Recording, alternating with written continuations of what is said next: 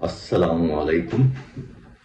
آپ سب کو ماہ ربیع الاول مبارک اور برکتوں کا مہینہ. ہمارے لیے حضرت محمد صلی اللہ علیہ وآلہ وسلم نبی آخر الزماں، سر کائنات اور رحمت للعالمین، اور ان کے لیے تمام میرے خاندان، میرے بچے قربان ان کے نام پر.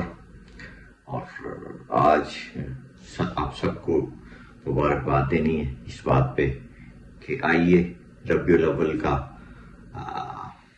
مبارک مہینہ شروع ہو گیا، اور اس مہینے کی برکتوں سے ہم آپس میں اختلافات کم کریں، اپنا ایک دوسرے کے جو ہمارے جو کہہ لیں کچھ مسائل ہیں ان کو کم کریں، اور خدا کے لیے یہ احترام کا مہینہ ہے. یہ بھی اس مہینے میں دیکھیں، جب ابھی نبی پاک صلی اللہ علیہ وسلم کی بعثت نہیں ہوئی تھی،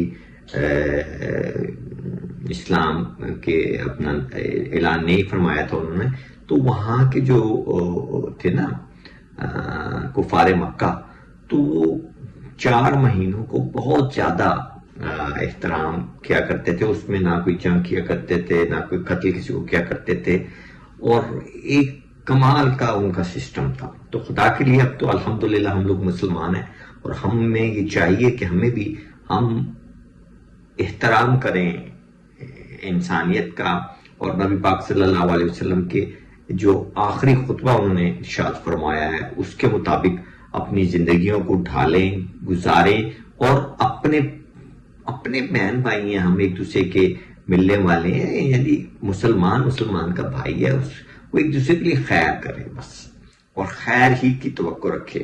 خدا کے لیے ایسی باتیں نہ کریں جس سے کہ معاشرے میں انتشار ہو، ملک میں انتشار ہو، گھروں میں انتشار ہو، محلے میں انتشار ہو، شہروں میں انتشار ہو.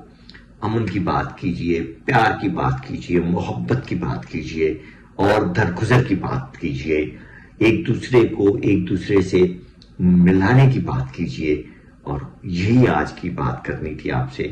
اللہ پاک ہم سب کو یہ توفیق عطا فرمائے، اور اس مبارک مہینے میں 12 ربیع الاول تک اور ربیع الاول کے بعد بھی یہ جو مہینے ہیں ان میں ہم ایک دوسرے کے ساتھ پیار اور محبت سے رہیں، اور زندگیاں آسان کریں، ایک دوسرے کے لیے آسانیاں بانٹیں، ایک دوسرے کے لیے مشکلات نہ پیدا کریں، اور عام آدمی کے لیے بھی.